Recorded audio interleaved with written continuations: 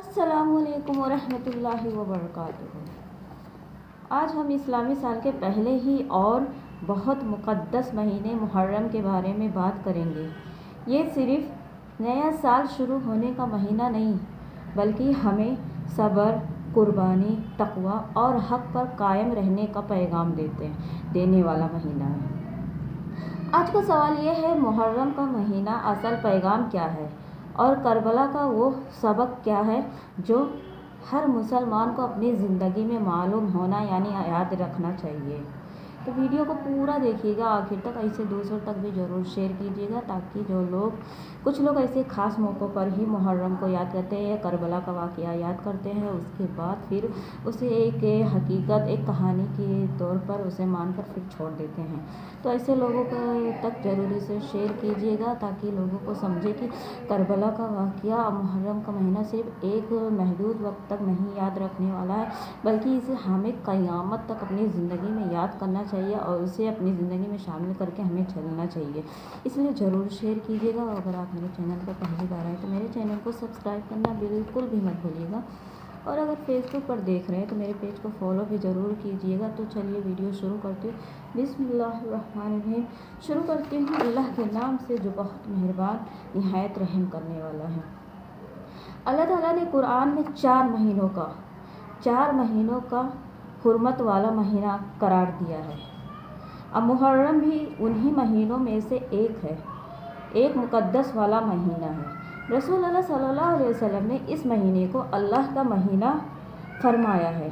یہ اس مہینے کی عظمت اور بزرگی کو بیان کرتا ہے، لیکن افسوس بہت سے لوگ محرم کو تاریخی واقعہ تک محدود کر دیتے ہیں، بلکہ محرم ہمیں اپنی زندگی بدلنے کا پیغام دیتا ہے۔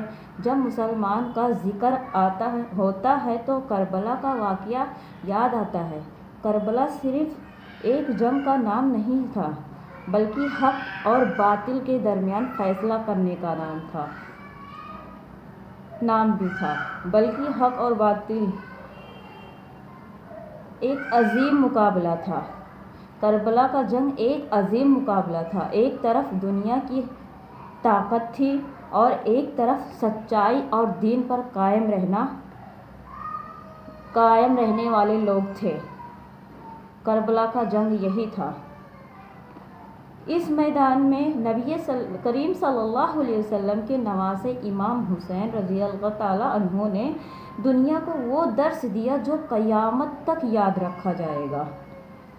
امام حسین رضی اللہ تعالیٰ عنہ کے پاس موقع تھا کہ وہ سمجھوتا کر لیتے، اپنی جان بچا لیتے اور آرام کی زندگی گزارتے، لیکن انہوں نے حق کا ساتھ چنا۔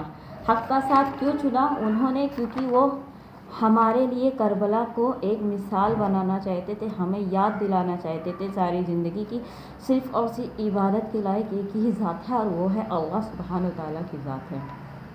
انہوں نے دنیا کو بتا دیا کہ مومن کی اصل کامیابی صرف زندہ رہنا نہیں ہے بلکہ حق پر قائم رہنا ہے۔ کربلا کا پیغام یہ نہیں کہ صرف ایک واقعہ سن لیا جائے اور بھول جائے۔ کربلا کا پیغام یہ ہے کہ زندگی میں سچ اور جھوٹ کے درمیان فیصلہ کرنا پڑے تو مومن سچ کا ساتھ دے۔ جی ہاں، کیونکہ جیسے کہ لوگ آج جھوٹ کو عام کر رہے ہیں اور سچ کو اس میں پردہ پوش کر رہے ہیں، سچ کو اس کو دبا دے رہے ہیں، اس طریقے کا ماحول ہے۔ اور ہم اپنی زندگی پر نظر ڈالیں، کیا ہم نماز کی پابندی کرتے ہیں؟ حرام کا خیال رکھتے ہیں؟ کیا ہم اپنے ماں باپ کے ساتھ حسن سلوک کرتے ہیں؟ اگر ہم ان سوالوں کا جواب ڈھونڈیں تو ہمیں سمجھ میں آئے گا کہ محرم کا پیغام آج بھی اتنا ہی زندہ ہے جتنا 1400 سال پہلے تھا۔ کربلا ہمیں صبر کا درس بھی دیتی ہے۔ جب مشکلات آتی ہے تو بہت سے لوگ مایوس ہو جاتے ہیں، لیکن امام حسین رضی اللہ تعالیٰ عنہ نے صبر کا ایسا نمونہ پیش کیا ہے جو تاریخ میں بے مثال ہے۔ انہوں نے ہر مشکل میں اللہ پر بھروسہ رکھا، یہی ایک مومن کی پہچان ہے۔ آج اگر ہم اپنی زندگی میں پریشانیوں کا شکار ہیں، سامنا کر رہے ہیں، رزق کی تنگی ہے، گھر میں مسائل ہیں یا کسی اور آزمائش میں مبتلا ہیں، تو ہمیں اللہ پر توکل اور صبر کا محبت کرنا چاہیے۔ محرم ہمیں قربانی کا درس بھی دیتا ہے، اور انسان کچھ نہ کچھ قربانی دیتا ہی ہے، لیکن سب سے بڑی قربانی وہ ہے جو اللہ کی رضا کے لیے دی جائے۔ آج ہم سے جان کی قربانی نہیں مانگی جاتی ہے، لیکن ہم سے گناہوں کا چھوڑنے کی قربانی، گناہوں کو چھوڑنے کی قربانی ضرور مانگی جاتی ہے جو رہی ہے۔ ہم سے نماز کے لیے وقت نکالنے کی قربانی مانگی جا رہی ہے۔ کیا ہمارے پاس آج نماز کو پڑھنے کے لیے ٹائم پر پڑھنے کے لیے وقت ہے؟ ہم نکالتے ہیں؟ ہم جھوٹ چھوڑتے ہیں؟ نہیں، ہم جھوٹ تک نہیں چھوڑ پا رہے ہیں، نمازوں کے لیے ٹائم نہیں نکال رہے ہیں، تو ہم کون سے اپنے زبان سے بولتے ہیں کہ ہم حسینی ہیں؟ اصلی حسینی وہ ہے، سچا حسینی وہ ہے جو اپنے سجدے کے لیے جو سر کٹا دے، لیکن سجدے کے لیے سر کو جھکائے نہ، سر جھکا لے لیکن کسی اور غیر کے در پہ نہ جائے۔ اصلی حسینی وہ ہے۔ ہم سے حرام چیزوں کو چھوڑنے کی قربانی مانگی جا رہی ہے، ہم سے اپنے نفس کی خواہشات کو چھوڑنے، کنٹرول کرنے کی قربانی مانگی جا رہی ہے۔ اگر ہم قربانی دینے کے لیے تیار ہو جائے تو ہماری زندگی بدل سکتی ہے۔ محرم کا ایک اہم پہلو عاشوراء کے دن بھی ہے۔ عاشوراء جو کہ 9ویں یا 10ویں کو پڑتا ہے، 10ویں کے دن کو عاشوراء کا دن کہا جاتا ہے۔ اس دن کے روزے میں بڑی فضیلت ہے۔ ہم اگلا ویڈیو یوم عاشوراء پر ہی لانے کی کوشش کریں گے تاکہ ہم سمجھیں کہ یوم عاشوراء کا دن کتنا فضیلت والا دن ہوتا ہے اور اس کے روزے رکھنے کے کیا فائدے ہوتے ہیں۔ اگلا ویڈیو اسی ٹاپک پر لے کے آتے ہیں، تو آپ لوگ ضرور دیکھیے گا۔ یہ وہ دن ہے جس دن اللہ تعالیٰ نے کئی انبیاء کو کامیابی اور نجات عطا فرمائی۔ اس لیے رسول اللہ صلی اللہ علیہ وسلم نے عاشوراء کے روزے کی فضیلت بیان فرمائی اور اس روزے کو رکھنے کی ترغیب دی۔ یہ دن ہمیں اللہ کی رحمت اور اس کی مدد کی یاد دلاتا ہے۔ محرم کا پیغام یہ ہے کہ کبھی اللہ کی رحمت سے مایوس مت ہو، چاہے حالات کتنے برے بھی کیوں نہ ہو جائے، اللہ اپنے نیک بندوں کے لیے بہترین فیصلہ کرتا ہے۔ آج نئے اسلامی سال کے آغاز پر ایک عہد کریں، ہم نماز کی پابندی کریں گے، ہم قرآن سے اپنا رشتہ مضبوط کریں گے، ہم جھوٹ، غیبت اور گناہوں سے بچنے کی کوشش کریں گے، ہم ماں باپ کی خدمت کریں گے، ہم اپنے دلوں میں محبت، اخلاص اور تقوی پیدا کریں گے۔